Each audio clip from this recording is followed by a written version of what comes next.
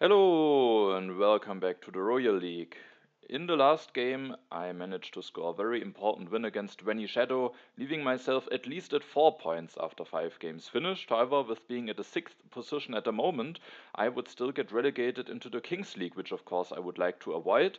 And with the last good 2 games of the seasons for me, I will play against LCFYX and Saru, two players that are just in front of me. And if I overtake just one of them, I would be able to stay in the league, which would be very nice.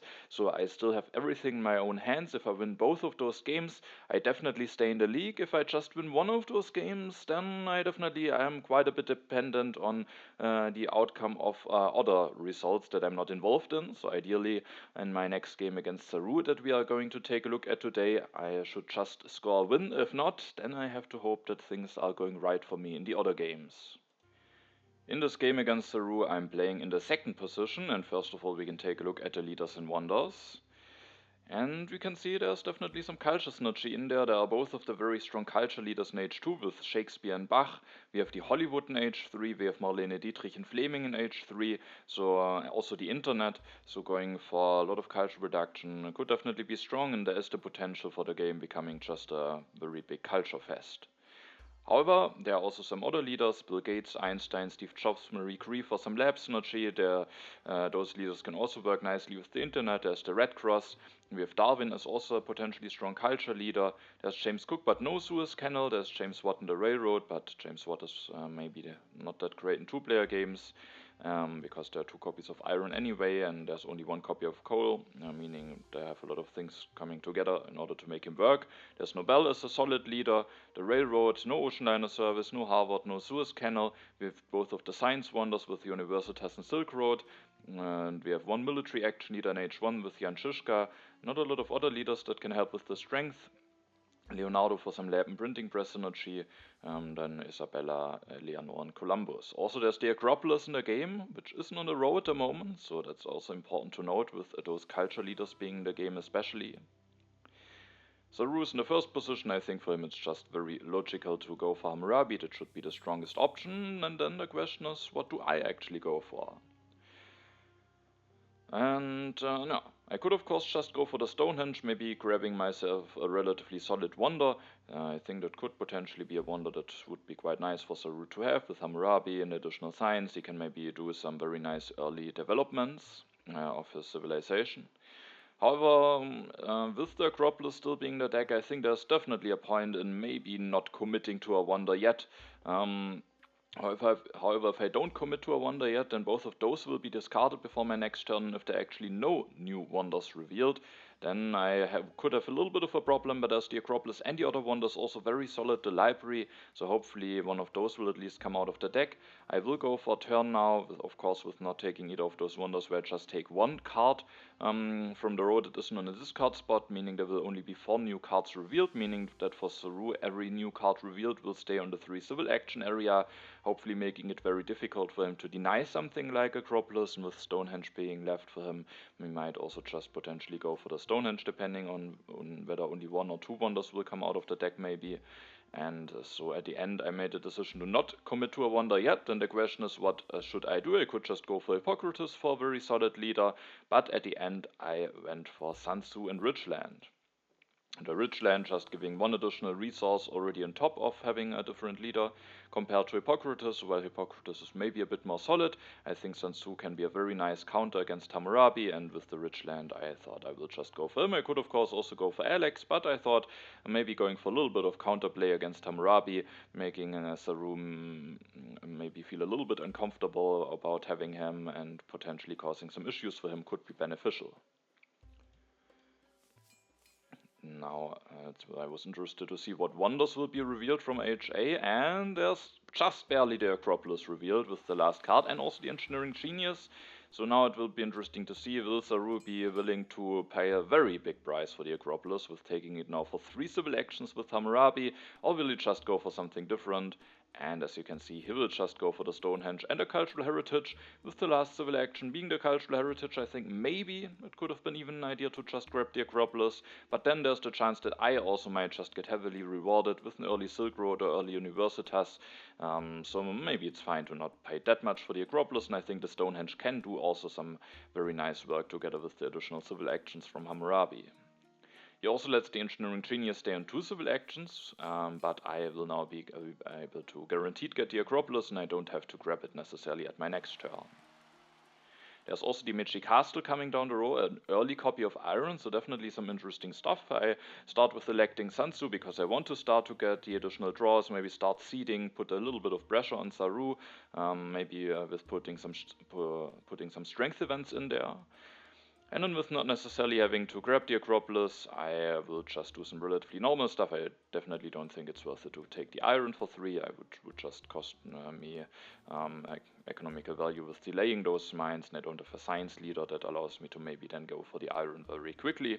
So I will just build my mine, and then the big question is, do I want to grab the Engineering Genius for 2, or do I just want to increase pop and take the Urban Growth for 1? I think when we just look at what is best for myself, it's definitely to take the Urban Growth for 1 and increase my population, just getting 1 resource less out of the yellow card, but having 1 additional civil action, which should be worth more than the resource. But there's, of course, it's a 2-player game, and if I can deny a nice card from Saru, maybe it could be worth it to spend the additional civil action for it.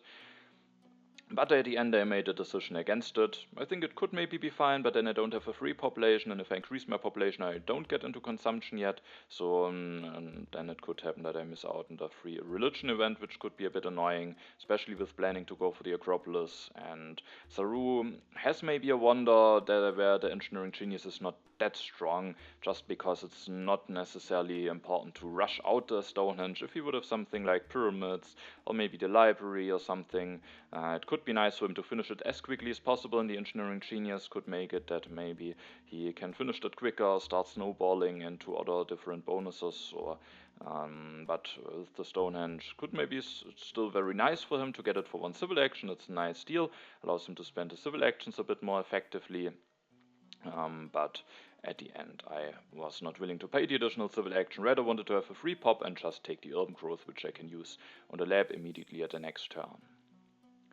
I draw a lot of events actually. I have the Uncertain Borders if I want to start seeding some strength events. I have a colony, some maybe more neutral event. Saru will take the Engineering Genius, the Iron, and then he will just play the Cultural Heritage, allowing him to go for the Iron at the next turn already if he wants to. And also, as you can see, he is not willing to get into consumption yet, and rather takes the risk of potentially missing out on the Free Religion or Free Warrior event. But the Hammurabi, if he just doesn't seed at the next turn, there will only be 1 card reveal, so I think that is the right decision. I see it, however, as you can see, I don't start with the Uncertain Borders. Maybe that could be bad if I start drawing some more strength events. It could be nice to maybe make a full stack out of very bad events for Saru, but the problem is Jan Shishka is coming down the road and I'm not willing to grab him for 3 civil actions here, and if then Saru grabs him for 2 civil actions, I don't want to force myself into going for strength game and with playing against a leader where I will be at a disadvantage, especially with the other leaders not really being able to help me a lot with the strength. And also I will go for the Acropolis still, even though there is actually an early Silk Road coming down the row, seeing that if Saru would have denied the Acropolis, I still maybe would have now ended up being very fine with the Silk Road coming down the row. So I could also think about just going for the Silk Road, skipping the Acropolis. But I think with those cultural leaders, the Acropolis has just a very big potential, and it's also relatively cheap, even that cheap, that I can now, after the event will be revealed, the development of agriculture, I can now build 1 lab with the urban growth, take the Acropolis, build 1 step of it that gets me out of corruption, and I have still enough resources, thanks to having had the rich land and the urban growth from HA, to finish the Acropolis at the next turn, and then I have some civil actions left to even maybe go for both the Acropolis and the Silk Road. And I think that could potentially be interesting, depending on how nicely, on how many other nice options there will be available for me to spend my civil actions. but with the potential to just being able to go for both, I thought it's nice to maybe build the Acropolis. It's relatively cheap. The one additional strength could also be a bit helpful for the events. And with not knowing if I get Jan Žižka, I decided to just go for the cultural influence. And then if Jan Žižka will be available for one civil action for me the next turn, I very likely will make the decision to go for him and maybe can start seeding the uncertain borders into the deck, going for a bit of military pressure against Saru. But if he goes for Jan Žižka, then it could be nice to know that I didn't commit to any strength event yet. With the last civil action, I think I will just increase pop, being prepared for the free religion at least from now on, and if I take any of those cards, it would mean that the Engineering Genius 1 would fall down to one civil action for Saru, which I don't really like that much, so I think that's a relatively clear choice for the last civil action. It also makes it more easier for me to finish the Acropolis at the next turn, go for the Silk Road, and then maybe still have one civil action left to potentially grab Jan Žižka or something. I keep the colony in the strength event, and as you can see I actually draw a bunch of new strength events, also the vast territory. If there's a cartography zone, maybe that's also a direction I can go into, but there's no Suez Canal in the game. And then it's a Rooston. Of course I was interested to see whether he is willing to go for Jan Žižka. If he doesn't have a tactic yet, it could be a bit of a tricky move to go for him. He has now 2 civil actions left, could still go for him, but as you can see he makes the decision against it, instead just increases his population one more time, takes the frugality to potentially have even more population available, which at least when I know will go for Jan Žižka might be helpful for him to manage to not be too much in trouble. And so he won't go for Jan Žižka, meaning I have now the chance to go for him. However, as you maybe saw, I've also drawn the vast territory and there's Columbus coming down the row, which then again also could make him an interesting option, and the additional population could also maybe allow me to go for some military pressure from now on with Jan Žižka being available for me, and also I will end up going for him. If I don't go for Žižka, of course, then maybe Saru will just go for Žižka, but there's also maybe a small chance that Saru could just take Columbus away, and I don't want to grab Columbus for 2 civil actions, and I think Žižka has just a very big potential together with Sun Tzu, and even though the vast territory with Columbus is also very strong, I just think I want to go for Jan Žižka here, even though I don't have a tactic yet, but I will get a lot more draws with Sun Tzu, and with going for Jan Žižka, I start now seeding some strength events. Started with the border conflict. I wanted to start with the most swingy ones. Of course, I could have also started with the uncertain borders, but I thought the 3 additional resources could actually also be very helpful for me, and I will have the chance to seed the uncertain borders into the deck hopefully soon enough as well. The development of religion is revealed. After not being prepared for it for one turn, we both, Saru and I, are now prepared for it, so we will both be able to take the free religion.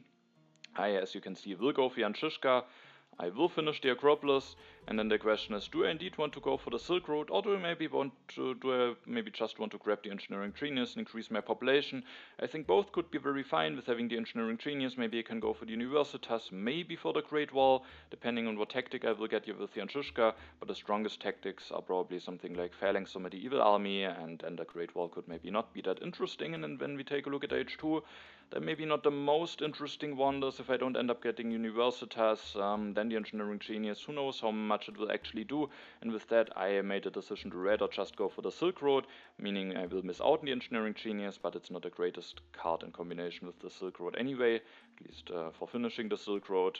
And and now, with me not having that many civil actions so far, not the most resource available yet, it can definitely happen that the Silk Road will just be lying around for quite a while, but with not the strongest wonders being the game, I was very fine with that being the case, and at some point I will get 2 additional cultural production, some economical bonuses, and I was willing to, thought it could still be very nice for me, and just made a decision to go for the Silk Road here.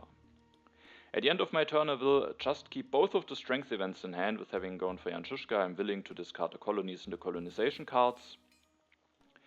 And I will get some new colonization cards, Scientific Breakthrough and the Rebellion, and Saru. With me having taken Jan Žižka, has to be careful, makes the decision to just take Theocracy. There's a revolution with Hammurabi immediately, and with that has now a 3rd military action, an additional happy phase, and also an additional military action and strength. So that of course makes him quite a bit more safe against a potential strength push from me with Hammurabi. And now it is my turn. As you can see, I seeded the uncertain borders now into the deck. I still have no tactic, and after the development of politics I actually still have no tactic, which made me worry a little bit, but I still will get some draws in, and I think it's still likely that I will find just one tactic that works nicely with Yanshushka, so everything apart from heavy cavalry maybe. And yeah, the development of politics giving me some more events, but yeah, maybe not the greatest cards. I make the decision here to take the irrigation. There's no ocean liner service, so there's the chance of maybe some food solutions being denied. But in this case, I not only take it in hand to have it available for later to potentially go for it in case I miss out on selective breeding. In this case, I think it is actually nice to maybe invest into it immediately. I could have thought about just going for one iron upgrade, I could have thought about going for one alchemy upgrade, maybe just taking the irrigation with the last civil action. But I think with me planning to go for a lot of strength events, it can be nice to get now some additional food production going, having even more population available to put into the military. And so I actually made a decision to go for an upgrade. With my last civil action I just increased my population. Of course I could have taken the alchemy, but I might also want to go for iron. I have the Silk Road and I don't want to... No, with taking the alchemy I then might have more things in plan to do than I actually can do, and then it might just end up being a wasted civil action. So I think just increasing my population should be the better action. And then the iron will still be available for me at the next turn. I have just enough science to go for it if I want to. I could have, what I maybe could have considered even more than taking the alchemies, taking the reserves, as I have the Silk Road, but there are some interesting cards coming down the road, Ridgeland, Patriotism, Iron, so I rather want to just have more civil actions available at the next turn. Now I will finally draw some tactics. Sadly, two of those tactics are the heavy cavalry, but the Legion tactic is maybe at least something that works with Shishka. Probably not the strongest one, so I was not too happy about not having any other tactic options, but at least it is something now that I can use with Shishka. Saru seeds and the development of science is revealed, giving both of us some additional science. He will go for 2 iron upgrades, has now some very nice production going. Goes for Michelangelo, interestingly, but he definitely can be quite strong. He will have 2 additional culture production from him once he finishes the Stonehenge. The happy face from the Theocracy doesn't count for the ability of Michelangelo. And then there's still Universitas Great Row from Age 1 and maybe some wonders from Age 2 that he can go for. The Gremlin with the surplus happy faces could actually be fine. Railroad. And in the 2-player game, of course, Eiffel Tower and Louvre can also be fine if you just have a lot of resources lying around. And then after electing Michelangelo, he will increase his population. Builds a warrior, doesn't reveal a tactic yet, meaning I will still be the strongest at my turn, will be able to seed.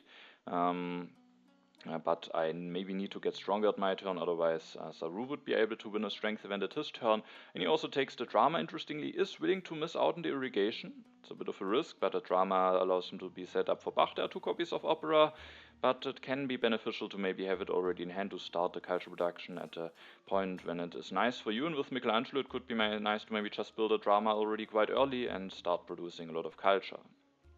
With me being the strongest and those strength events being the deck, I definitely want to seed here and push the Foray into the deck, and I was very happy to see that immediately the uncertain borders are revealed, which already gives me an additional yellow token. Saru will lose one, so already I think that has already provided me some value, having Sun Tzu being able to win a strength event now. However, this turn I really want to get stronger to not potentially lose the border conflict to Saru, and the easiest way to do it without me having to commit a lot of resources into the military is now just to go for Yanshushka, meaning now I made a decision to upgrade the Legion tactic. I didn't wait for anything different. The Knights are not available in the row yet, so it might be very costly to go for them. So even if I draw now something like Medieval Army, it might be quite costly to then be strongest, and I would... If I build a warrior now, I'm also not that nicely prepared for it any longer, so I will just go for the Legion tactic and elect Jan Shishka. I'm putting me at 5 strength, meaning for Saru, if he maybe just wants to finish the Stonehenge, then he has 1 free population that he can put into the military. And if he doesn't have the second copy of Legion, he doesn't have really an easy way to get stronger than me, and hopefully I will be able to seed it the next turn and maybe win the border conflict. So after having elected Jan Shishka, I have still 4 civil actions left, and I will definitely take the iron in hand. I could now develop it, go for one upgrade, but again I thought maybe it's important to just go for more food production, which I will go for, meaning that I can increase my population now and I will still have 3 food at the next turn, meaning I will be able to increase my population again at the next turn. And that would leave me then with 3 population available at my next turn, meaning I have the chance to maybe just put all of those population into the military, acquiring an additional legion tactic immediately with Jan Shishka, maybe putting a bit of pressure on Saru. Sadly, I don't have an aggression in hand at the moment. I probably drew some earlier with Sansu, but I had only a limited amount of cards to keep in hand. But still, it could still be nice to maybe be able to go for a bigger amount of strength. So I thought now going for the suit upgrade is quite nice. After doing all this, I have 2 civil actions left. I make the decision to just increase my population because Ru seeded 1 event, and there's maybe a chance that it could be the red, so just increasing my population also to just already have spent a civil action could be nice. And then with my last civil action, there are some different things that I could do. I could just build a step of the Silk Road, but I think there are some yellow cards in the road that are now worth taking, especially with having the Silk Road. The Ridgeland could just be in a very efficient card, 3 resource for 1 civil action with having the Silk Road. But there's also the Patriotism with the plan of building some military units soon. It could give me some additional draws, maybe making it that I have a higher chance to maybe draw something like an aggression. And with that, I went actually for the Patriotism here. Spending a civil action now to take a card could still end up being a bit painful, because at the next turn there might be Cultural Heritage, Monarchy, Breakthrough, some interesting cards in a row again, and I might potentially miss the civil actions, but the problem is if I don't take the Patriotism now, I'm missing 1 resource to actually build 3 warriors, meaning that I don't have the option even to go for a second army, and I thought it could be nice to have the option, and with the Silk Road, the Patriotism is of course quite an interesting card. The next turn there is the chance. Now, I could even build a step of the Silk Road, and even though it cost me 2 resources, with the Patriotism then giving 3 additional resources, I have exactly 6 resources, which I can use to build 3 warriors if I really want to. I keep the colonization cards in hand, draw 2 colonies now, but with the colonization cards it could maybe be fine to seed those. Saru will this turn just finish the Stonehenge, builds a warrior, and sadly he has actually the second copy of the Legion tactic, making it that he is stronger than me, and I can't really push now, because then there's the risk of me losing to the border conflict. So I will skip my politics phase, and then for this turn I will go for the monarchy. I think it's just very dangerous to potentially miss out on it, and if then Saru goes for the Code of Laws, which is very likely, he has a lot of science, he is at the moment stuck on 4 civil actions with the theocracy, then I will be stuck on 4 civil actions, and I'm very dependent on the H2 government forms with the monarchy and the Acropolis. It's just very cheap and efficient, and I can maybe go for an H3 or potentially even an H2 government form if I really want to, but probably not with my currently not that high science production. So I will go for the monarchy. And then there are a lot of things that I really would like to do, but I have to miss out on some of those actions. First of all, I will go for the monarchy, because Saru now went stronger, and I really want to make sure to be able to seed again at the next turn, and the best thing to make sure that I can do it is maybe go for an additional tactic with Jan Shishka. Of course, when I build some units, I want to go for the Patriotism. If I want to go for the Patriotism, I really would like to build a step of the Silk Road. But if I then build a step of the Silk Road, I need to increase my population to have the necessary pop with the last civil action, meaning I will miss out on the Cultural Heritage, which could be a very nice card to have with the Silk Road being available. But even if I would be willing to miss out on a Cultural Heritage, there's still a problem with going for the plan with building a step of the Silk Road, playing Patriotism, increasing pop, and building 3 warriors, because before my next turn, the age will have guaranteed ended. If I increase my population now and put all of those population into warriors, then I will lose 2 yellow tokens, and with +3 production I will be sitting at 3 food with an uprising issue, and I would need to disband something in order to avoid it. The copy of theology is already gone, so I can't upgrade my religion to anything. So going for another army is actually a bit of a problem if I want to do it like this, but there's one way to maybe solve this issue, and that is if I don't build 3 warriors, but rather 2 warriors and 1 HA farm. And that also would give me an additional tactic with Jan Shishka, but thanks to having the HA farm, I will be at 4 instead of 3 food at my next turn, which is just enough to avoid an uprising.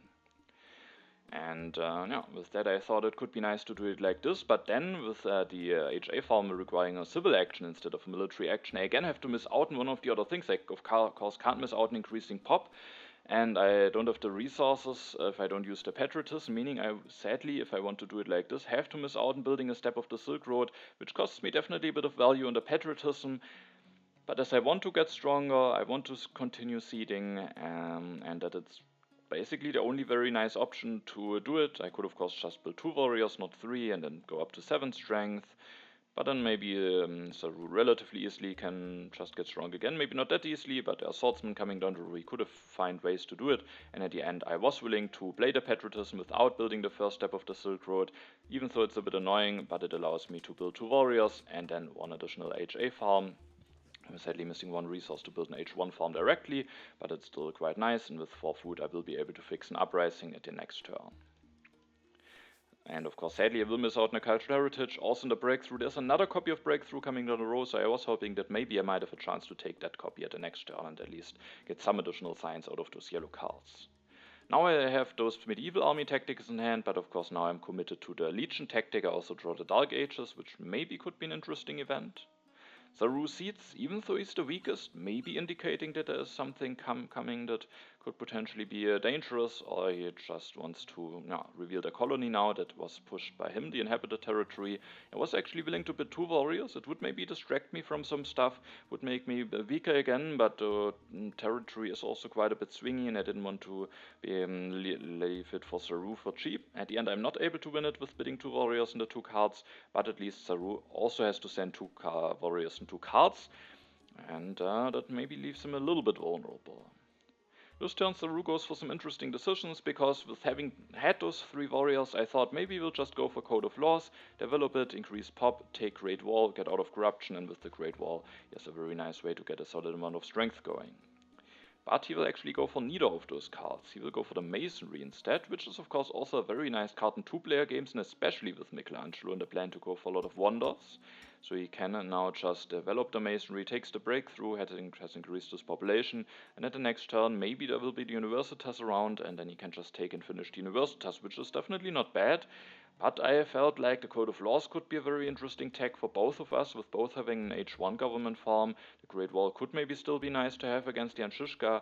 Saru leaves himself actually quite vulnerable. He is actually not willing to rebuild those warriors, maybe indicating that he rather wants to go for Knight's tactic or something like this, but I mean, he will be able to at some point, or could even now, copy the upgraded Legion tactic, so it was quite an interesting turn. Sadly, I'm guaranteed to hit and get an aggression through, but sadly I don't have one in hand, which is a bit annoying. So instead, I at my turn will just seed. The question is, what do I want to seed? I could of course think about the Dark Ages, as I will now go for the Code of Laws, and Saru is a lot of signs saved up. Could be fine, but if I will at the end lose 1 or 2 signs, it also could really hurt me potentially. And maybe I should just risk it and push it into the deck. My plan for this turn will be to take the Code of Laws and the breakthrough in hand, but not developing neither Code of Laws or Iron, because with the breakthrough being worth 3 signs with the Silk Road, I at the next turn with 2 production and the 3 from this breakthrough have 11 signs available, which is exactly enough to go for both of those technologies. And maybe it could be a bit annoying if I push it now, Saru pushes, and then I want to push again. But if after that I will be relatively low in signs, and there could be a nice window for the Dark Ages to hit. So maybe I could have seeded into the deck, especially if Saru goes for something like Universitas. I think maybe I was a little bit too afraid of what it might do to myself. On the other hand, Saru has just sent 2 colonization cards away, so I also have a really good chance to win one of those colonies. And at the end, I made a decision to go for the wealthy territory. Also not sure if it is the right colony. Some additional signs would be quite nice for me, but I will have delayed my iron production quite a bit compared to Saru, so maybe the resource will be worth more for me on one hand. On the other hand, Saru might have the plan to go for a lot of wonders, so he also might still find nice ways to spend those additional resources with Michelangelo. So not sure if I made the right decision here on my seeding, on my politics phase, but I think all of the cards could at the end be fine to seed, but I think the Dark Ages, maybe if Saru pushes now, it could be a bit annoying that those aren't in the next deck if Saru really saves up a lot of signs, because the Code of Laws will be gone. He might even go for Universitas, and then there's really the potential of him losing a lot of signs, so maybe I should have pushed the Dark Ages here. I will first of all, of course, increase my population to not have an uprising issue this turn, and then as said, I will take the breakthrough, I will take the Code of Laws. I think the Code of Laws is extremely important here. It could be a very strong technology for both of us. If I develop the Code of Laws now, I will be very low in science, which is why I, as said, won't develop neither iron or Code of Laws, and at the next turn I will be able to go for both. I will then also take the rich land and go for building one step of the Silk Road. I could have also increased going for one more farm upgrade, but the next population that I will be getting is unhappy anyway, so at the moment maybe the food is not the most relevant thing to get, and having built the step of the Silk Road already will give me maybe a bit more freedom at the next turn, allows me, especially if the border conflict will be revealed, which would be quite likely. I don't think Saru is an easy way to get stronger than me, and if that will be the case, I could even go for Code of Laws for 3 iron upgrades and still have 1 civil action left, so I think that could end up potentially being quite a strong turn at the next turn. I keep the 2 events and the 2 colonization cards. I draw even another colonization card and also the terrorism. And when we take a look at the culture, it's quite close, but I may be a little bit behind. If Saru commits to a bit more cultural production, the terrorism could potentially become a very seedable event for me. Saru seeds, so the possibility for the Dark Ages being the next deck is now gone, and the border conflict is at least revealed, giving me 3 additional resources, which is nice, and Saru has to lose something, makes the decision to lose the religion, which is still a bit annoying for him. It's Michelangelo, produce him some additional culture. Him losing a little bit of culture production could of course even be bad for me with having the terrorism in hand, but as we can see, Saru wants to replace this building immediately with a drama, being now at 6 culture production, and that makes the terrorism maybe very nice for me actually. Saru is also weaker, there is the foray in the deck, and so I am willing to push here. Now it is of course a bit of an advantage also. The Dark Ages could be a bit annoying, preventing me from this very strong turn that I have planned, and while Saru might lose a bit more science, he also maybe doesn't need the science that badly at the moment as I do, so maybe at the end it also was a bit of an advantage for the Dark Ages not being in the deck at the moment. I see the knowledge of the ancients is revealed. It's maybe nice to see this immediately before Saru will go for additional wonders. I will gain additional resource out of this. Also the science is of course quite valuable for me. I will then develop the Code of Laws with the breakthrough. Still enough science left, and now to go for the iron, we'll go for 2 upgrades.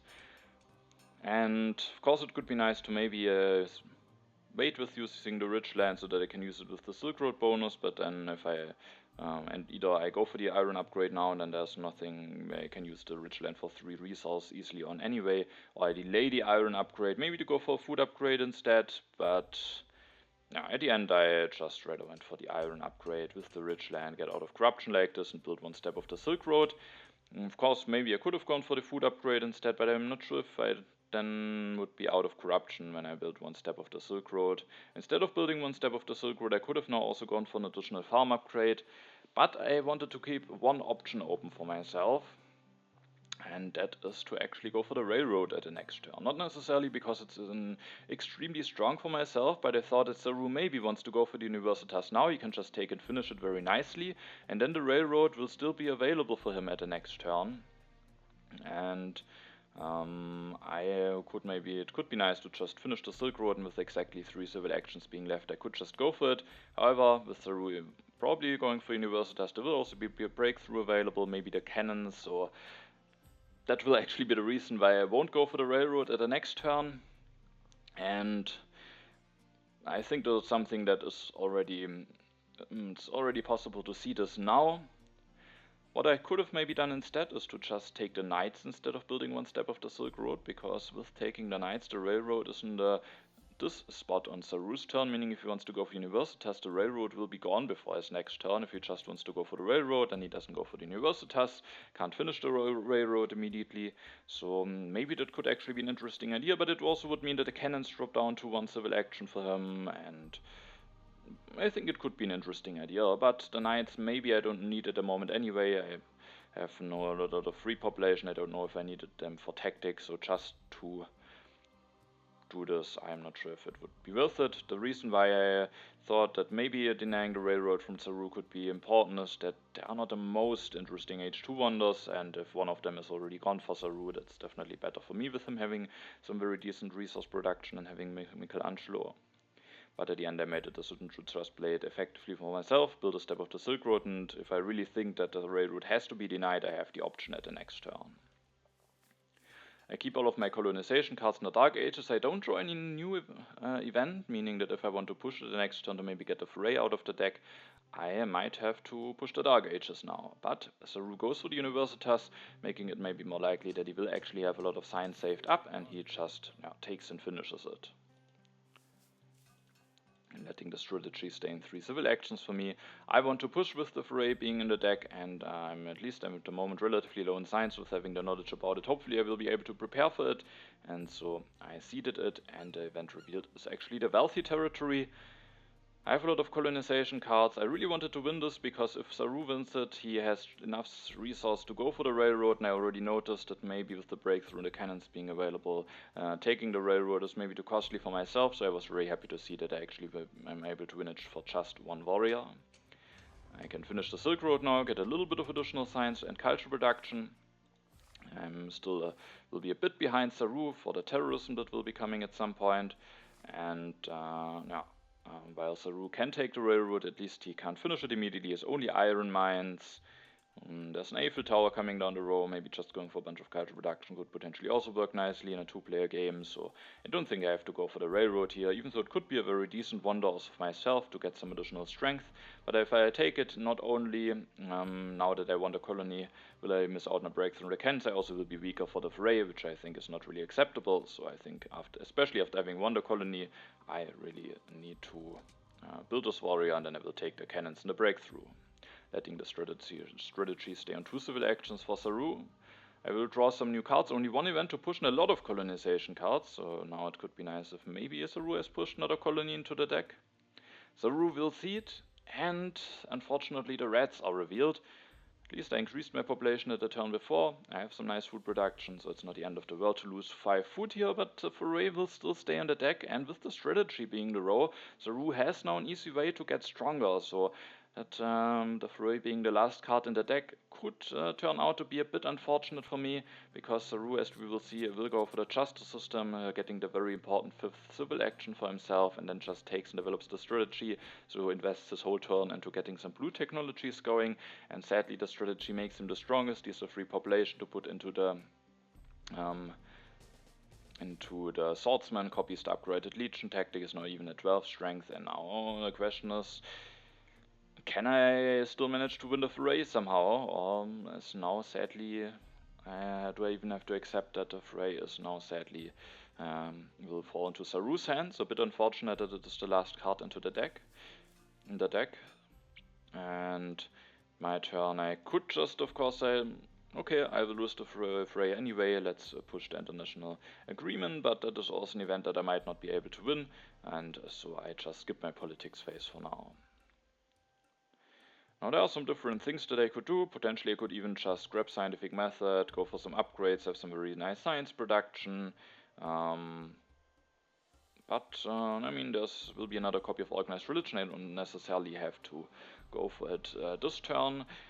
I could think about denying the selective breeding from Saru. It would be a bit expensive for me, but it could be an interesting idea. But he has still a free population, so maybe it's not really necessary, but could maybe be an interesting idea and limit him a little bit. So I think I have some options this turn. I at the end made the decision to fight over the foray, maybe not really wanting to accept that I will have to give those additional food or resources to Saru instead of getting it myself. But I'm not sure if that is actually the right way to go. I think just going for some scientific method upgrades could potentially be quite nice. But of course there's the Dark Ages coming, so that's a bit of an issue. I thought about seeding the international agreement, because the thing is that I will be relatively low in science now after my turn, and it could be nice for the Dark Ages to be revealed, but it could still be very likely that Saru will push. Actually not, if I will get stronger. So it's I'm not sure if I played correctly here, because I will try to fight over the fray, but it will maybe mean that I miss out on the good timing for the Dark Ages. Means that I miss out on some potentially interesting options, like going for the selective breeding denial, which I think could at least be an idea, and limit Saru a little bit in the situation here. So could be an interesting point to go for selective breeding denial, but at the end I made a decision to fight for the strength event, and I will do it with developing the organized religion with the breakthrough, going for an upgrade, developing the cannons, building one cannon, and then taking the cavalryman and going for one food upgrade. Going for that food upgrade now is quite nice, as it means that I can increase my population at the next turn. So I think it's a fine turn, but Saru doesn't have the biggest issues to get strong. He can just put another worker into the swordsman, and at least that means that he can't just take Gremlin and finish it, or take Luther and finish it, as he needs to spend some resource on the warriors. Also the selective breeding will stay in 3 civil actions for him, so he at least has to pay quite a bit of a price. So instead of me losing 3 civil actions, he has to maybe pay 3 civil actions, so it's maybe fine to not go for denial, instead let it stay in 3 civil actions, especially with Saru only having 5 of them. If I deny it, he maybe can just go for Gremlin, and now he can't go for Gremlin, and maybe I have the chance to go for the Gremlin even at the next turn potentially. And yeah, so I'm not 100% sure what is the best approach here. Do I just give up in the fray and make it that maybe the Dark Ages are revealed? As you can see, I will just beat for science, but now Saru, with me getting stronger, is probably sensing that there's something annoying on top, will get stronger, won't see it, and then I miss out on the good timing for the Dark Ages. And with that, I think maybe it could have been an idea to just not really fight for those strength events, because with being on for science only, I can't go for scientific method soon. Of course, if I go for scientific method, then again I will lose a lot on the Dark Ages, and I have to spend my turn somehow with doing some action. So a tricky turn. I'm not sure what actually would have been the best solution. I will at least force Saru now to commit some resource, meaning he can't just go for Wonder, but he probably doesn't want to do it anyway, and maybe rather wants to go for the selective breeding. So not sure if I maybe made a good move here. I keep a lot of colonization cards. I will draw the inhabited territory, which could of course be interesting to see. Saru will go for the selective breeding, goes for an upgrade, upgrades the warrior, builds the warriors, now at 15 strength, prepared for the fray, has some food production going, and that's definitely not bad for him. My turn, as you can see, I will make the decision to push. With having that many colonization cards, I was really hoping that I will be able to win the inhabited territory, and that could just be a very nice event that I might be able to get. And also, I will not take this copy of Opera this turn, and if Saru is willing to deny it, Bach is maybe not the strongest option any longer, and James Cook maybe could potentially be interesting. There's also still Nobel, but that late in a 2-player game, I don't like Nobel that much, and I think Cook, that potentially will soon give me 3 additional culture reduction, could be better, especially because he will give me the civil action back as soon as I go for an H3 leader. So also for potentially getting Cook, it could be nice to have the inhabited territory in the deck. And sadly it means the fray will now be on Saru's side, which is definitely not great, giving him a bit of a boost, and I will also I will now lose 2 signs to the Dark Ages very likely. This turn I will start with increasing my pop, and I can't really develop anything. I could just use my turn to take a bunch of cards, wave, maybe efficient upgrade, maybe take the scientific methods in hand, maybe just take the riflemen for 3 to have them guaranteed for my Napoleonic army tactic, but Saru has swordsman, and if I let the riflemen stay in 2, who knows if he is actually willing to deny them, and it's a bit costly to take them for 3, and at the end I made the decision to not just take a bunch of cards, but instead go for something that will maybe improve my position a bit, but also will be a denial from Saru, and that is to actually go for the Kremlin here. Saru will have maybe one more turn with Michelangelo. He could just take and finish the Gremlin. We both are on H1 government farm. We both could really need an additional civil action, and I think Saru can just finish that such efficiently with the Gremlin being gone and the Louvre being discarded. There will be no H2 wonder left for him. He won't be able to make use out of Michelangelo one more time. And so I think here the Gremlin is actually very strong for Saru, and at least strong enough that I think it could also improve my situation quite a bit. So I went for the Gremlin, and with my last civil action I will go for the wave. I'm weaker at the moment, it just has the potential to, especially with the Silk Road bonus on top, give me a lot of resources.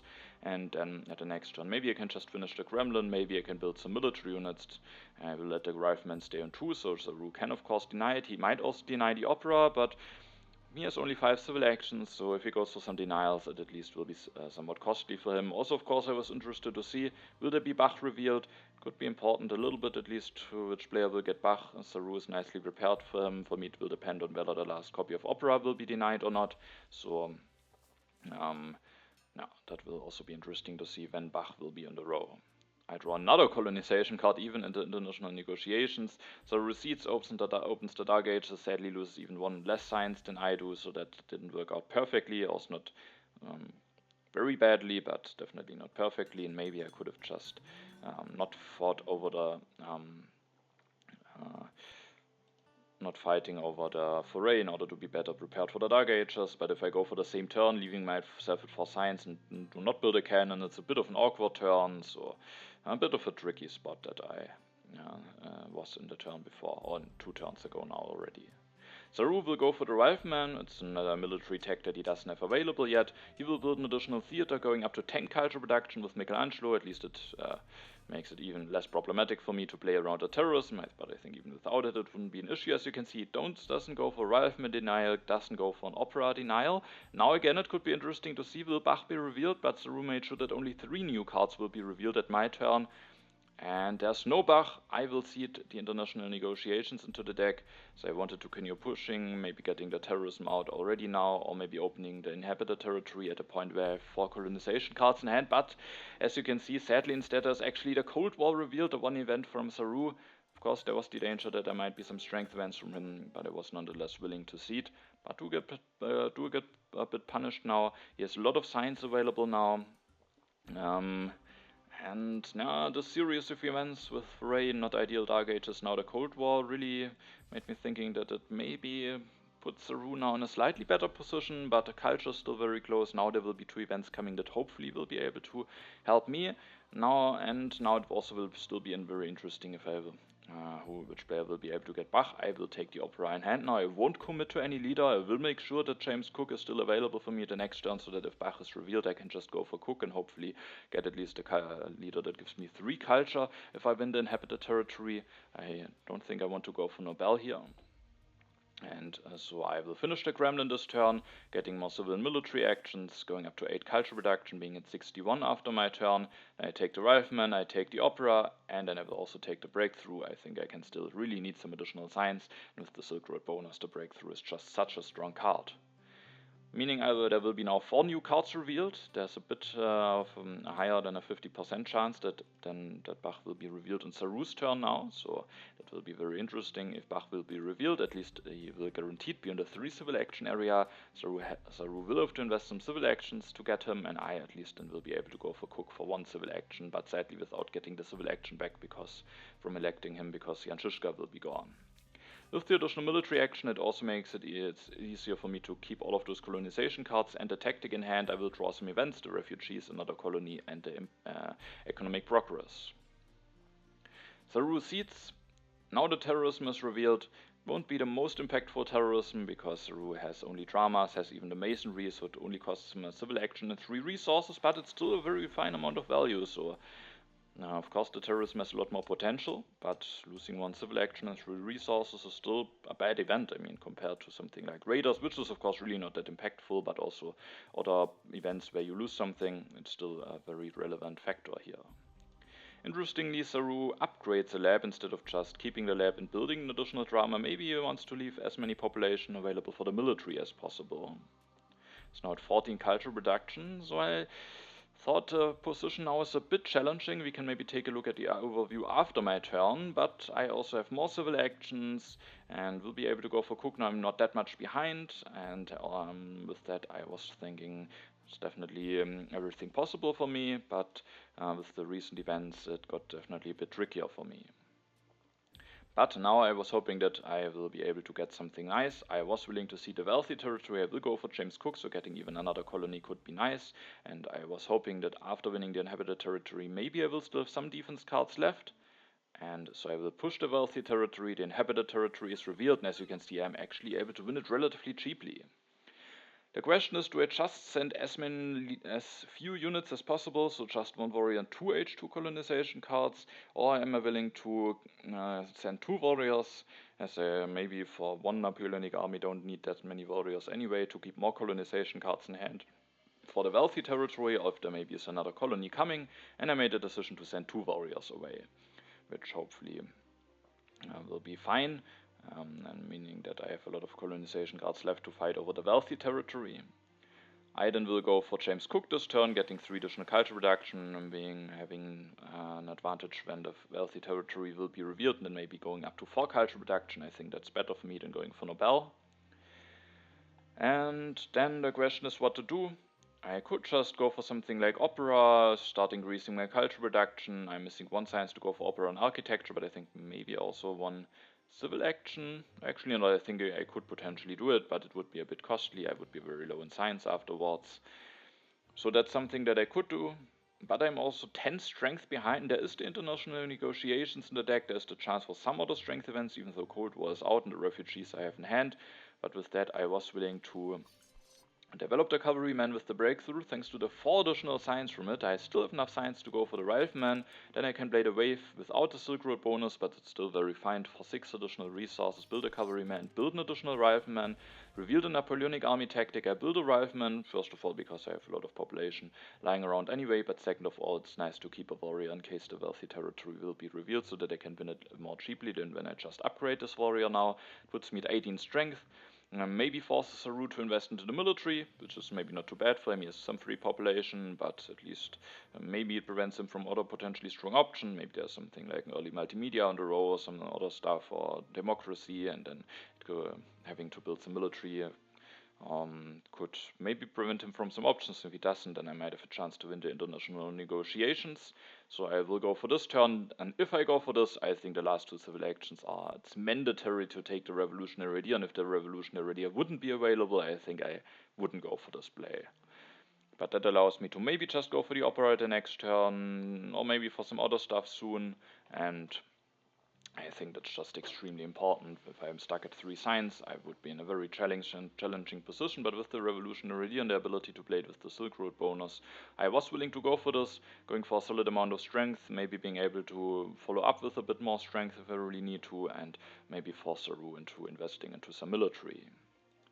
I will keep the economic progress and some colonization cards. I actually discard the refugees, because despite having a nice tactic, I thought that Saru, he can build 1 more drama, but after that, at the moment at least, can't do that much. Maybe he will invest a lot into the military anyway, and I just thought I might want to be able to push it the next turn in case Saru doesn't get strong, and I don't want to push that of a swingy event into the deck. I draw the Impact of Harmony at the end of my turn with my 1 draw, so at least 1 impact that could potentially be playable at some point. Saru will make sure to get stronger, builds 2 Cavalryman, doesn't reveal any tactic, maybe just wants to make sure that he draws 3 cards, or he doesn't have a tactic yet available that he can use with the Cavalryman, and then he will take some cards and ends his turn, is sadly stronger now. And at my turn, despite of Saru being stronger, I started to seed. I thought it is definitely not beneficial for me to now start fighting over those strength events, because while we do this, Saru is producing more culture and is getting ahead every turn. Instead, I just wanted to start seeding, get some culture from seeding, and if the international negotiations are revealed now, at least I will be able to choose what I will lose to it, of course. If it is the next card, then me seeding now makes it that Saru can actually decide, but if I don't seed at all, then it's very likely that Saru at some point will be able to choose what I will lose, so I will just start pushing, score some culture, and hopefully won't get too much punished by events. There is no international negotiations revealed yet, instead the immigration, but no one will lose any population. And it's a bit of a nice timing for me, because as you can see, I will increase my population. I won't build an organized religion on Opera, so I would have lost the population to that event after my turn, so definitely a nice timing for me. And then the question is what to do with this turn. There are some reserves in a row that I could potentially take. There are computers that I could actually invest into, but I don't think there are some nice leaders for it, but there are At the moment, I think James Cook is still relatively fine to have, and without getting a nice impact draws, I don't think that will really pay off, and Saru might just run away with the culture, so I don't think that is a nice thing to go for. At the end, I made a decision to take one card for relatively expensive, which is definitely partly thought as a denial from Saru, but also a card that could be nice to have soon, and it might be worth it to spend that many civil actions for it, and that, after increasing my population 2 times, is actually the multimedia. And the next turn with the revolutionary idea, I will have enough science to develop it and build one, unless the international negotiations will be revealed. So I was quite a bit afraid of that event now being revealed in Saru's turn, but if not, I can start building a multimedia, increasing my culture production and also my science production at the same time. If Saru doesn't take Flaming away, I might even have a very strong leader for the multimedia available, with having the opera in hand, maybe also still having the chance to get movies. There is a Hollywood still in the game, which I could set myself up very nicely for, so giving myself a bit of potential. And if I don't take the multimedia, then it could be a very nice option for Saru, who at the moment is stuck on 3 dramas. He doesn't have the urban building limit to build more of them, he doesn't have enough science to go for an H3 government form at the next turn, and if the multimedia are now not in the row, he just doesn't have a nice option to build more culture, and less maybe from going for movies, but it's maybe not the most efficient way. It could be fine for him with having an efficient upgrade in the urban growth, but definitely not the most efficient way. And if we add the multimedias in a row, you can just take it. Doesn't have a free pop, so it's maybe not ideal for him, but he can spend something, maybe a swordsman, maybe a lab, and just build a multimedia, increase his culture production, run even more away with the culture, and I maybe, if the second copy is a bit later, don't have a multimedia to invest into, maybe have to go for opera, so this is expensive. It could take a copy of reserves instead, but at the end I thought it might actually be worth it here to take it for 3, but it's not mandatory definitely, so I will at the end take the reserves, and then play the revolutionary idea this turn with the Silk Road bonus, so that potentially I can play the reserves the next turn also with the Silk Road bonus. I could also take the frugality, but I thought maybe I'm relatively fine with the amount of population that I'm having at the moment, and instead rather wanted to be action efficient, maybe having more actions at one of the following turns, especially if I maybe at some point have to take the Hollywood for expensive or something like this. So I just wanted to use this action already. Now I will get 3 H3 draws in. I draw 2 wars actually. If Saru doesn't show any tactic, maybe that could still be interesting, especially if I draw maybe an interesting H2 tactic. And the impact of science is also interesting, so definitely an interesting draw that could give myself some options to work with. Saru seeds, and I was very happy to see that there's actually no international negotiations revealed, so I will be able to go for multimedia at the next turn, and not only that, I am able to win the wealthy territory extremely cheaply. I only have to send a warrior, 1 colonization card, and 1 of those wars away, and that will now be very nice for me, getting 1 more culture production from Cook and having 9 additional resources to work with, so I think that really helps me out quite a bit, and I was very happy being able to win it.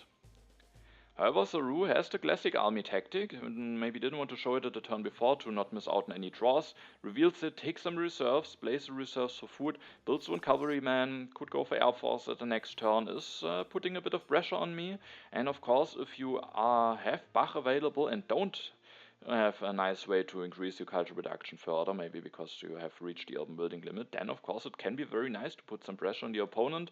Now I really want to catch up the culture deficit, but I also have to be very concerned about being prepared for the military now, and so Saru puts me into a bit of a tricky spot with having this classic army tactic and putting some pressure on me now. I again thought it could be nice to maybe just continue pushing, getting culture for seeding, getting as many impacts in as possible, and maybe hopefully will being able to open the international negotiations now again, being able to pick myself what I want from it. Sadly, instead the crime wave is revealed. I will lose 3 culture immediately again and 1 blue token, and now it's very likely that Saru will be able to dictate what I will lose from the international negotiations. Of course I could have built another army or something, but Saru might easily again get stronger, and I think I can't allow myself to fight over those events and miss out on a lot of politics phases and not catch up in culture at all. So sadly I will just accept losing the international negotiations now in order to be able to start to go for 1 multimedia. I will build 1, I will take Flaming in hand. It definitely could be an option to elect him already now. It's 1 less culture production, but the ability to take a look at Saru's hand could be very valuable. At the end I made a decision to keep James Cook, but yeah, it could be that maybe what I will see with Flaming could end up being worth more than the bit of culture that I will be getting, but I at the end thought maybe I can also just elect him 1 or 2 turns. I will still maybe be able to take a look at Saru's hand, and who knows, maybe it will even be that if I take a look at the next turn and then he will draw an important card immediately afterwards, it could even be better to have taken a look 1 turn later. And so I just, for the moment, keep the 1 additional culture reduction from James Cook. I will definitely take the patriotism, because I have to be a bit careful. I thought about if I maybe can build another multimedia, but I think it could be a bit dangerous if I go for it like this. Especially with not being able to go for air forces and also not being able to threaten to go for air forces the next turn, Saru definitely could try to go for war, so definitely could be nice to have a look with Flaming already now at the beginning of my turn to see if Saru actually can threaten something, but I at the end wasn't willing to go for another multimedia, which is a bit bad, because if now, which is very likely, the international negotiations will be revealed by Saru, then I very likely will make me lose science, and that makes it that I can't go for opera already the next turn, which would give me a very nice boost with Flaming. But it is like it is, and with the last 2 civil actions, I will now take the democracy, which could still be a nice card for myself with having the Acropolis, maybe especially if I get a copy of Revolutionary Idea, but also to take it away from Saru, because of Saru, of course, maybe he builds up some more military pressure, but if not, he could just now go for the democracy, go for another drama, and it would increase his culture production up to +20, and that might just be a bit too much, and I might need the democracy for myself in order to maybe catch up some culture at some point. So at the end of my turn I will be at 96 culture, almost 20 culture behind already.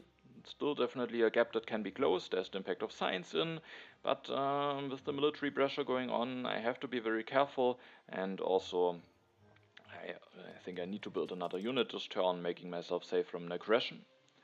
However, it might be a mistake actually to build a rifleman here. I don't have any H3 tactics, I thought the best one to get for me would be the modern army, so just prepare for the modern army. And if I build a cannon now, then I need to build another rifleman in order to have 1 modern army going, but maybe it's not that important to get 1 tactic going, but it could be more important to get 2 tactics going, or at least threaten to be able to get 2 tactics going. And if I could just build the cannons now, and then I draw the modern army tactic, of course, maybe it's a bit less good than having built a rifleman, but I could then still maybe reveal it and build maybe 1 rifleman, and still the second cannon would be valuable for the second copy, which could be very nice to threaten against potential war plans from Saru. And if I do build a cannon and get something like entrenchments or mechanized army, then I am, even though the Napoleonic army is fine, could still very nicely maybe transition into 1 of those tactics. So I think maybe it could be better to build a cannon to be prepared for more tactics instead of being even better prepared for just a single tactic. Of course, positional army could also still be very fine to draw. A Napoleonic army, that could maybe also just a tactic that could potentially be good enough to defend myself at the end, but I think here I might prefer to build a cannon, because it still allows me to go into modern army, but also sets myself up for other tactics, and sadly I will maybe get a bit punished for this decision, because with my draw I will actually get the mechanized army and the entrenchments tactic, so now I was a bit annoyed to not have built a cannon, and that was maybe a small mistake that I sadly do get punished for here. I also draw the impact of industry, which is at least a neutral, and with that a seedable event for me. Now Saru will see it doesn't go for a war of an aggression, but sadly seeding will be quite bad for me. Saru will now choose to take 3 science away from me, place the reserves for food to be able to increase his population, builds another cavalryman, is now at 40 strength, doesn't take the air force, but there will 2 copies left, instead goes for a copy of rough idea, plays another copy of reserves for food, and at the next turn could just go for 1 air force, which would put him at 53 strength, and I have to be again very careful about all of this.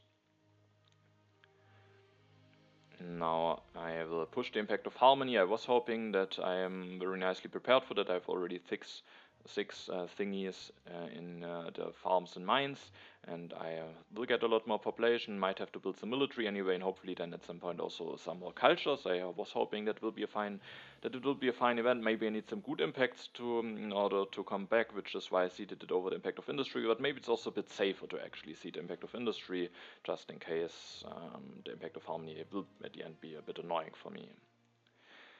This turn I will definitely take the revolutionary idea. It could help me a lot to get a democracy going and still be able to go for something like operas. Also, going for air forces could be still be very important.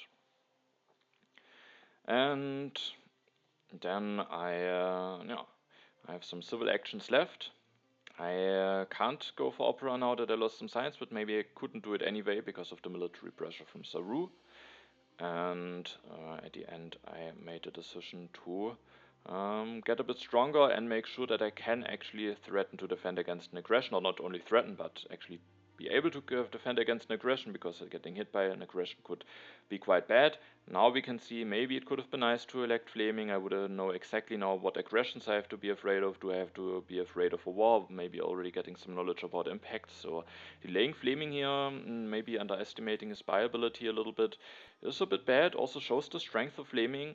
Not only producing potentially a lot of culture, but also getting some information that can really help you in the game. So definitely an ability that should not be underestimated. Maybe I should have already elected him quite a bit earlier now. And with increasing my population even another time after playing the reserves with the Silk Road bonus for food, I will be able to, after taking the engineering genius, building a cavalryman, building a cannon, and with that going up to 33 strength, being able to defend against an aggression, and also being able to threaten to go for 2 air forces, maybe to go for some H3 tactics. So hopefully I will be fine and safe from a war and aggression, at least for now. I won't take the air forces, meaning Saru can maybe build one, but there's another copy left, and I just think it's quite nice to be able to threaten against an aggression. The revolutionary idea is even more important than having the air forces for certain now and denying them maybe from Saru. And the engineering genius could also still be very nice, either to go for fast food chains or maybe the Hollywood with flaming. And sadly I will miss out on one draw. I actually made the decision to discard both of the tactics that I have in hand. Maybe a mistake, but I am now very nicely committed to Napoleonic armies, and in order to for the mechanized army, for example, to be worth it, I'm not sure. I can just build a third Napoleonic army, and I'm at 21 strength from the tactics with 2 mechanized army tactics. I'm at 20 strength, but of course it requires 1 unit less, so I'm not sure. I think I should keep the mechanized army tactic. I thought maybe if I draw something like modern army, a war could still be something that could potentially save me the game, and maybe that's true, but it's also not that likely that it will happen, and Saru can just threaten to go for 2 classic armies with air forces, so I think I should just give me a bit more options for the tactics, even though it's not really that much of an improvement, or maybe not an improvement at all, depending on how I want to defend myself. But who knows, maybe I will draw the modern army, and then out of the sudden I can still set up for a war and pull off something big with that. So I think there is also a point in order to keep this war over culture in hand and just work with the Napoleonic army. I will draw another defense card. It could maybe at some point be helpful to defend myself. Saru seeds, the economic progress is revealed. With spending that much food and resource at my turn, I will be able to get 6 additional resource out of that. Saru only 4, so at least I get a bit more out of that than Saru. Saru will now go for Air Force, increases his population 2 times. Sadly, the additional food from the economic progress helps him to get an additional population out. He then will build an additional religion for a bit of additional cultural reduction, also to make sure that he doesn't have any unhappy workers available, which could be a hint for impact of happiness or impact of population maybe, or it's just purely for the additional culture reduction. Saru didn't take any wonder yet, meaning with the Hollywood being the row, I can potentially go for a bit of a wonder denial, as the last wonder left in the deck is the Red Cross, which at the moment Saru is not that nicely prepared for. But this turn now will be quite a bit tricky, and again, I maybe didn't talk about it as much as the turn before. Again, I could have of course gone for flaming, seeing again exactly what I have to be afraid of, and I think that was probably a mistake during this game. I think the one culture I can definitely sacrifice in order to have the knowledge about the cards, because now the knowledge will maybe be a little bit too late. Might still be useful to get it at the next turn, but now it could be very nice to know, does Saru actually for war, if has the aggressions, if yes, what aggressions, what do I have to be afraid of, what impacts might he seed at his next turns. I think I should have elected Flaming definitely now at a turn before, and maybe already 2 turns ago. But I think maybe it was fine to keep James Cook one more turn for one more culture. But I think now with Saru going for some military brush, it could just be so valuable to know what he actually is threatening. And I think that was a mistake here. Really just wanting to keep that one additional culture from Cook, which of course can at the end make a difference. Could be that maybe what I see with Flaming doesn't really help me directly, but it's only one culture that I sacrifice for some potentially very valuable knowledge, so I think here I should have gone for Flaming. So this turn is a bit tricky, because if I really want to make myself safe from both aggressions and wars, I need to do some stuff, maybe go for military theory, play it very carefully, and definitely would not allow myself to take out the Hollywood, maybe not even the fast food chains. But if I don't take any wonder and leave the Hollywood to Saru, even though it's not the biggest Hollywood, with him taking it, with me maybe not, especially after increasing pop this turn, not that nicely being prepared for the red cross, it feels really tricky to catch up to Saru, while with denying the Hollywood, if I still somewhat find a way to manage to be competitive for the military, I could maybe then with the Hollywood close the culture gap and maybe come back into the game. So I kind of really wanted to take this Hollywood. The question is, can I take it with still threatening enough to defend against the war, and maybe also being safe from the aggression? Being safe from the aggression is quite tricky, because I would need some happy faces, building an organized religion, then building some units. I can't build air forces, and I think at the moment I'm only to be able to defend against 8, 14, 15, so I would need to build 2 units, or I would need to go for the military theory, but then it's difficult to go for the democracy, so it is somewhat costly to make sure that I can defend against an aggression. Maybe that's worth it at the end, but at the end I made a decision to go for Hollywood denial, especially now that we see the impact of population, which the religion was helpful actually for that Saru build at his last turn. He has an even bigger lead. There will now be the impact of science coming, which will be helpful for me, but I thought I want to go for the Hollywood denial and just hope that I will manage to not get hit too harshly by aggressions or wars. And I think I will actually be relatively safe from a war. No, not really safe, but maybe put myself into a position where for Saru it's not really a good idea to go for a war. But an aggression could be very dangerous with the turn that I will be going for. I will play the revolutionary idea.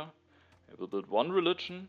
I don't build an organized religion because I really I need to keep more resources for something else available. We can see it at the end of my turn. And I need to build this religion so that after developing the democracy now, getting more civil actions, getting more culture production, being able to not fall behind too much or even start catching up a little bit now, I am now at 12 science at my next turn, meaning I am able to go for Air Force, which I think is extremely important.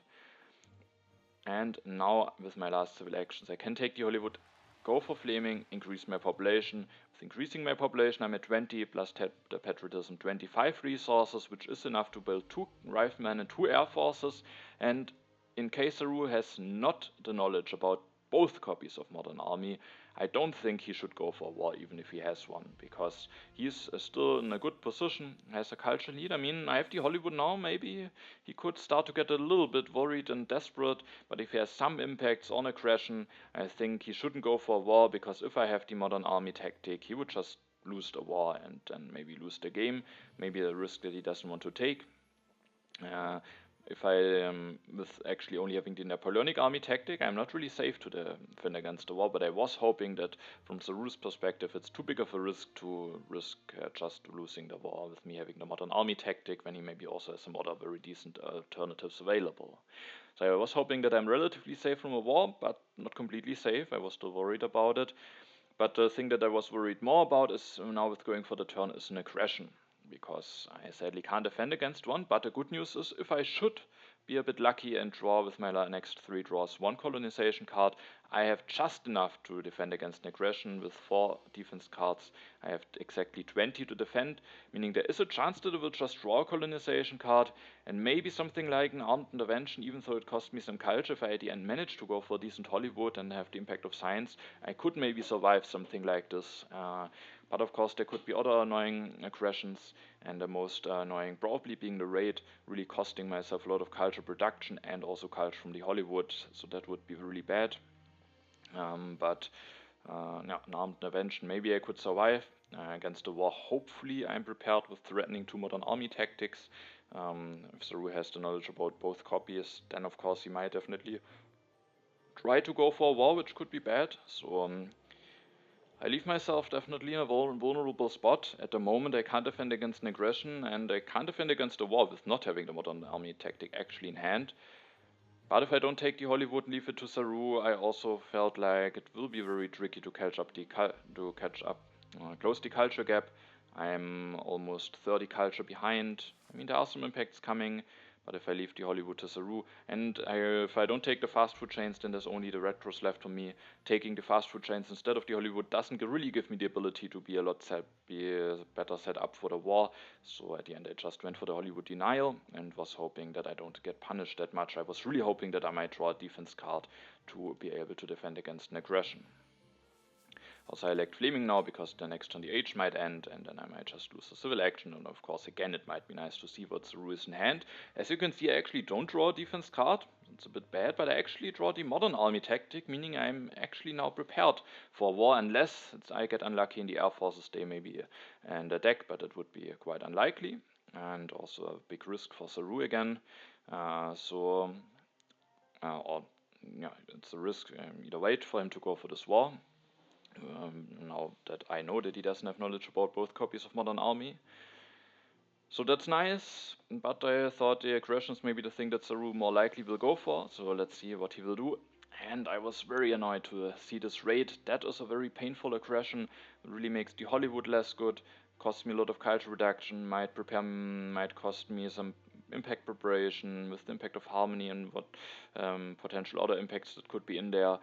Maybe the 9 additional resource for Saru are actually not that helpful. There's no wonder left. He can't that easily build multimedia or movies at the moment. The last copy of movie is still in the deck. It was also something to consider. If Saru ends the age, they will lose the opera. If the movies is in the row, maybe he could do something with ending the age and denying the opera, denying the movies, but now movies will stay in the deck. Maybe I have the chance to grab them at the next turn, but yeah, just look at my civilization. I have some uprising issues. I lost the multimedia. I'm back to 9 culture production. I felt like this hit might be a bit too hard. Maybe I can still do something, but I thought that could be too much to overcome now. Saru will make sure to even go for more strength now. Could mean that he has another aggression in hand, and with taking the endowment he denies some culture from me, and with taking the military theory maybe denies it for some potential impacts, and also makes sure with taking those 2 cards to ND8 so that I don't get any other draws in, which could be relevant because I have the impact of happiness only, which I at the moment can't really seed with 1 more draw. Maybe there would have been the chance to get 1 more seedable impact. This turn I finally had elected Flaming at the turn before, meaning I could take a look again at Saru's hand. He had a bunch of impacts in hand, for example impact of culture. I don't remember all of the impacts, but the most relevant thing to know is that he has an armed intervention. He has no impact that will be better than armed intervention. I won't be able to set myself up really against an aggression without it just costing me too much points, so I just have to accept to lose to another aggression, to the armed intervention, which is of course quite bad. So at this point I didn't have that much hope any longer, but who knows? Maybe there's still something possible. I at least have the impact of science, and I will be able to get still a Hollywood going. I will definitely grab the movies. My first ideas were to just build a movie, maybe taking urban growth, but if I build a movie now, then even with taking the urban growth, I don't have enough resources left to also build a multimedia and finish the Hollywood at the next turn. I can only do this if I take both of those copies of urban growths. And that is of course extremely expensive. I don't build a multimedia, I don't get any flaming bonus for the culture production this turn, but that means at least that at the next turn I will get more culture production and I will get a much bigger Hollywood, so I think I kinda need to do this, and for the last civil action it could be that I make a mistake, but it's not really certain. But I have 2 options here. Either I increase my population as my last civil action, and that means that I only have to disband 1 unit in order to prevent an uprising, or I have to spend 2 units to prevent an uprising, maybe taking something like efficient upgrade to be able to upgrade a religion to organized religion at my next turn, which could be nice for some impacts at least. I will have, of course, 2 corruption if I don't increase my population, and increasing my population would get me out of corruption. However, the 2 resources that I lose to the corruption are not that relevant. I would still have exactly enough with corruption to finish the Hollywood with building 1 movie and 1 multimedia at the next turn. And the 2 resources I the next turn can maybe only use to build an additional mine or something for 1 point for the impact of industry. And if I increase my population, the disadvantage is that I only have 2 food at the next turn, and Saru definitely could go for taking the Red Cross, playing the reserves for food, and with the masonry building 2 steps of it. Not ideal, but 12 additional culture could be nice. If I increase my population, I can't build any steps, so it's just plus 12 culture for him. If I don't increase my population, I will be able to build 1 step, getting 6 additional culture from that. The problem is, if I disband 2 units, I then will lose 4 points to the harmony and maybe 1 point to the industry because of not having the 2 additional resources at the next turn. So it is somewhat costly. Maybe the 1 more point that I get for building the step could be worth it. But at the end I just went for increasing my population, because it could also be that Saru, depending on what impacts he is fearing or maybe having in the deck, could be that he just goes for Marlene Dietrich instead. He would need to miss out on her. When he goes for the Red Cross, maybe instead Rider wants to prepare for some impacts that could be in there. And so at the end I went for increasing my population, which is probably also a fair choice. And then I only need to disband 1 unit. I will reveal the Modern Army tactic, but it doesn't make any difference. So could have also kept it in my hand, but I will just reveal it. And my turn at the next turn I will be able to build a multimedia, a movie, and finish the Hollywood. But sadly there will be an armed intervention now. I am even more behind in culture, and it will be really difficult to close this culture gap. Saru plays the revolutionary idea, will go for the communism, and as you can see, he doesn't go for the Red Cross, or he will just go for the communism. Maybe there's something like impact of government in the deck, or impact of progress, or he's fearing that those cards on the deck. Maybe did an analysis on what impacts might cost him potentially the game, and came to the conclusion that that is the better way. Sadly, it does actually mean that he is preparing better for the impact of harmony. Also is of course producing a bunch more culture with getting Marlene Dietrich and building this, with going for the communism. So definitely makes some sense. And even though I couldn't build a step of the Red Cross with getting the additional culture production and some impact preparation, it might be the right course of actions. And as said, maybe did an analysis on which impacts at the end could win me the game, and came to the conclusion that he has to go for something like this. He's now at 204 culture, and my turn I think is relatively clear. At least for the most part. I will develop the movies, build 1, build a multimedia, finish the Hollywood for at least 26 points, so that's still not completely bad.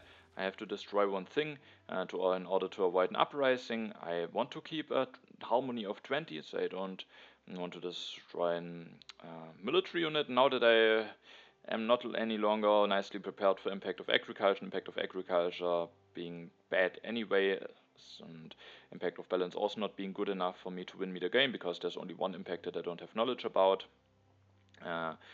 And with that I can just destroy 1 more farm to get 1 more point from the impact of industry, keeping this same harmony. And now I am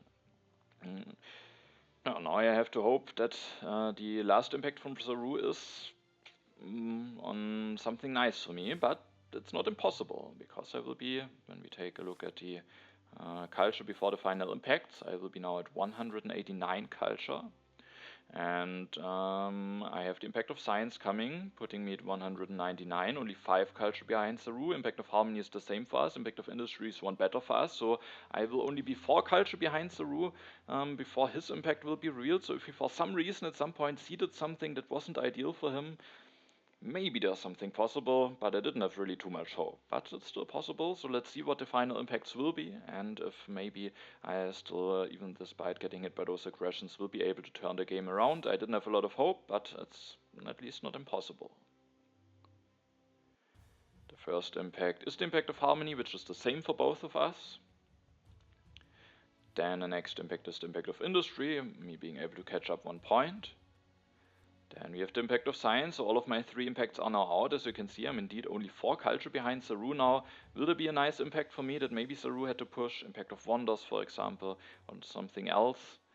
And the answer is sadly not. The impact of strength is instead in there, and with that Saru is able to win the game at the end with a 14 culture lead, but as you can see, despite getting hit by those aggressions, it was at the end still relatively close. So I think my position definitely had some potential, but I also think Saru played it very nicely. He knew and saw that maybe he doesn't have the nicest ways to just further increase his culture production, and instead to committing to a culture fest and playing it peacefully. He put some military pressure on me, making it really tough for me to close the culture gap while also staying competitive for the strength. At some point I had to make a decision, do I want to play it safe, and with that maybe being in a position where it could be really hard to overcome the culture gap, because if I maybe would have played to defend against an aggression, missed out in Hollywood, maybe could do something with the red cross, even though it's not really that nicely possible. And then I think maybe Saru could just play some impacts, go for the Hollywood, and also has good chances. I made the decision to go for a bit of a risk, so thinking that maybe I'm prepared for a war with threatening the modern army tactic. There's the chance that I draw a defense card. There's the chance that maybe Saru doesn't have the most impactful aggressions. And with that, I thought it could maybe be the nicest move to go for the Hollywood. As we saw, despite getting hit by two relatively bad aggressions, especially the raid of course was quite bad, it's still not that big of a gap at the end. So yeah, maybe there was definitely something possible. I think it was a fine decision to go for the Hollywood, but sadly with the raid and the armed intervention I just got too much punished by the aggressions, and at the end Saru is able to win this game. And I think it was quite an interesting H3. I probably made a mistake of maybe delaying Flaming a little bit too much. I think maybe I should have elected him one turn earlier. Then at the point when I made a decision about the Hollywood, I would have had some very relevant information. If I would have seen the raid, I mean, it's of course tough to then find a solution that still gives me the option to score enough culture, but I maybe could have searched for one, and maybe I could have tried something different. So at the end, that was maybe a mistake. I think I had a relatively nice setup. I sadly missed out on Bach, but Cook at least also produced me a fine amount of culture, and the wealthy inhabited territory I think improved my position by quite a bit. It was at the end of H2, I think things started to go a bit into the wrong direction for me, with the Foray, Dark Ages and Cold War being revealed. After those three events I thought it's looking quite tough, but then there were some events again that was very nice for me, like terrorism and two colonies. So now, a relatively close game, with sadly at the end not the ideal outcome for me, and as I said in the beginning, with losing this game, now I am, even if I win the last game against Elsie, will be dependent on the outcome of the other games. And Elsie has, in the addition to the one game against me, one other game, and I need now to hope that he will lose this game, and this game has actually finished already. It is a game from him against Ben. And the good news for me is that for Ben, this game will decide whether he will win the league or not at the end. If he wins this game, he has just won the league. If not, he will finish at the second position. And with that, I kind of maybe hope that he has still the completely full amount of motivation with the, that high stakes for him. And let's take a look at how this game ended, if I still have a chance to stay in the league, or if maybe with this loss now I will already be certain to be relegated.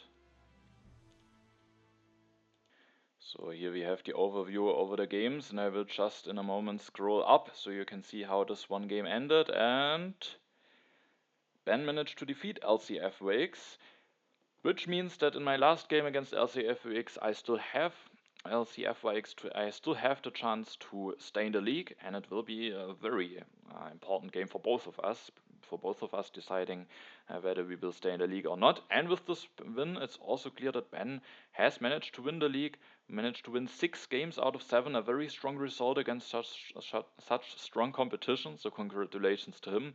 This time Many Shadow will only finish at the second position, which is of course still a very strong result, and he has shown extraordinary strong performances so far in the first 3 seasons of the Royal League. Marta Becher will finish at the 3rd position, scoring the bronze medal, and yeah, if I manage to win against LCF Wakes, I actually, maybe it's not completely certain that I will stay in the league then, because if there's a 3-way tie, I'm actually not completely certain how it will be resolved. I didn't check that yet, but at least I do have a chance yet if Saru wins his last game against, I'm not sure which game he is missing still, we can maybe take a look at this. and it is a game against Gute Metroller. If he manages to win this and I manage to win against LCFX, then I definitely win the tiebreak, and if not, then I just don't have to be the worst one in the three-way tie. I didn't check how the situation would be looking for me in such a case, but either way, I need to win my last game against LCFX, and then I have hopefully a relatively good chance to stay in the league. If I lose it, then I'm out and will go down to the Kings League, or if maybe the results go very badly for me, I lost against Payada, so if Gute Metroller wins his last two games and I lose, I could even be still in the last position, meaning I would go down 2 leagues, which of course would be quite bad for me. So still a lot possible with only one game to come. I will definitely show this game as there are that high stakes, and yeah, I hope you are looking forward to that, and hopefully I will be able to win this game and will hopefully stay in the league. Alright, with that, I hope it was an interesting game for you. Sadly not the ideal outcome for me, but I think it was still interesting to see this game again and maybe learn some lessons about it. And yeah, then I say thanks for watching. Also thanks to all of those who support me on Patreon, and then have a nice time and see you in the next video.